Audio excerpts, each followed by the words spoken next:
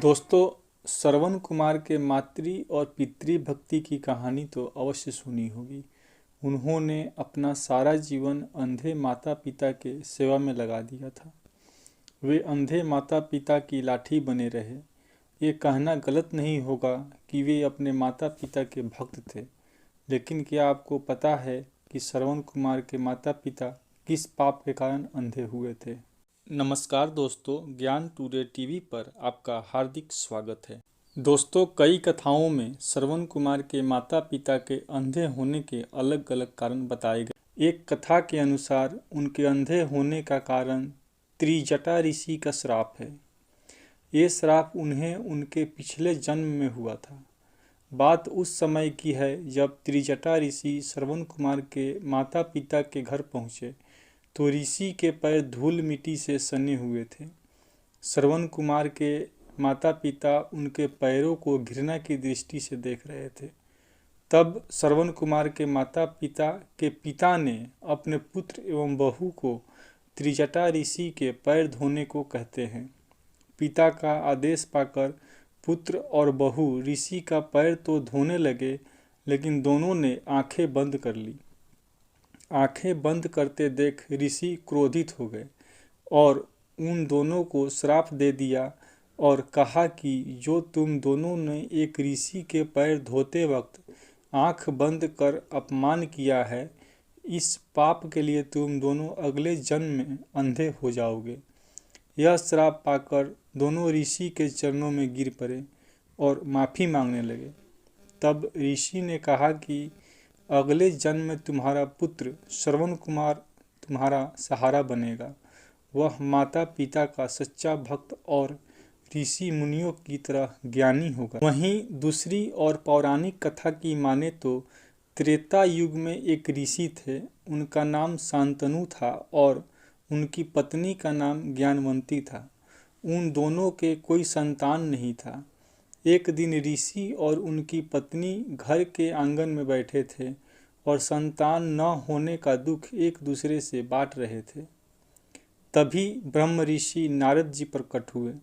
दोनों पति पत्नी ने नारद जी की खूब आवभगत की और खूब सेवा की। उनकी सेवा से प्रसन्न होकर नारद जी ने ज्ञानवंती को आशीर्वाद दिए, सौभाग्यवती भव, आयुष्मती भव, पुत्रवती भव। यह आशीर्वाद सुनकर ज्ञानवंती ने पूछा कि हे ऋषि, क्या आपका तीसरा आशीर्वाद भी सफल होगा? क्या मुझे संतान प्राप्ति का सुख मिलेगा? इस पर नारद जी ने कहा कि ज्ञानवती, ऋषि के कहे हुए शब्द कभी मिथ्या नहीं होते।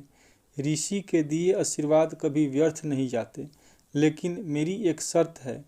तुम्हें पुत्र प्राप्त करने के लिए तुम दोनों को नैमिषारण्य वन में 1 वर्ष तक ब्रह्मा जी की कठोर तपस्या करनी पड़ेगी और ब्रह्मा जी को प्रसन्न करना होगा। नारद जी की बातें सुनकर ज्ञानवती ने नारद जी से कहा, हे ऋषिवर, हम दोनों पुत्र प्राप्ति के लिए नैमिषारण्य वन में ब्रह्मा जी की तपस्या करने अवश्य जाएंगे। तब ऋषि और उनकी पत्नी ने नारद जी के बताए अनुसार नैमिषारण्य वन में जाकर ब्रह्मा जी की कठोर तपस्या की। उनकी तपस्या से प्रसन्न होकर ब्रह्मा जी ने दर्शन दिए और वर मांगने को कहा। तब खुशी के आंसू अपनी आंखों में लिए शांतनु बोले, हे प्रभु, मुझे पुत्रवान होने का वर दीजिए। तब ब्रह्मा जी ने उन्हें कहा कि शांतनु, तुम्हें पुत्र अवश्य प्राप्त होगा, लेकिन मेरी एक शर्त है। इतना सुनते ही दोनों पति पत्नी घबरा गए। ब्रह्मा जी ने आगे कहा, तुम्हारे घर में पुत्र होने पर तुम दोनों की नेत्र ज्योति चली जाएगी। इस पर शांतनु ने कहा कि हे प्रभु, क्या हुआ कि यदि मेरी नेत्र ज्योति चली जाएगी, मैं पुत्रवान तो कहलाऊंगा, लोग मुझे नपुंसक तो नहीं कहेंगे। मुझे आपकी सभी शर्तें मंजूर हैं।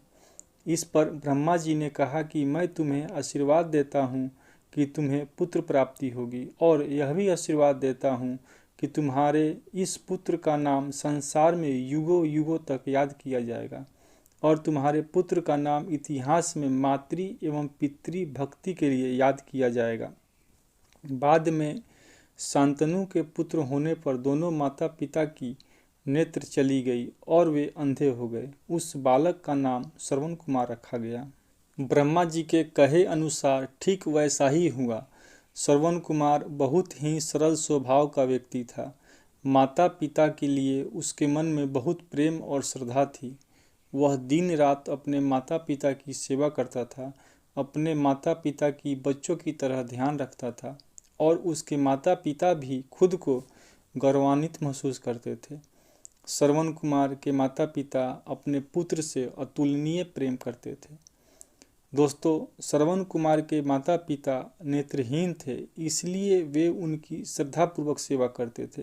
घर का सारा काम, जैसे नदी से पानी भर कर लाना, खाना बनाने के लिए जंगल से लकड़ियाँ लाना आदि, श्रवण कुमार ही करते थे।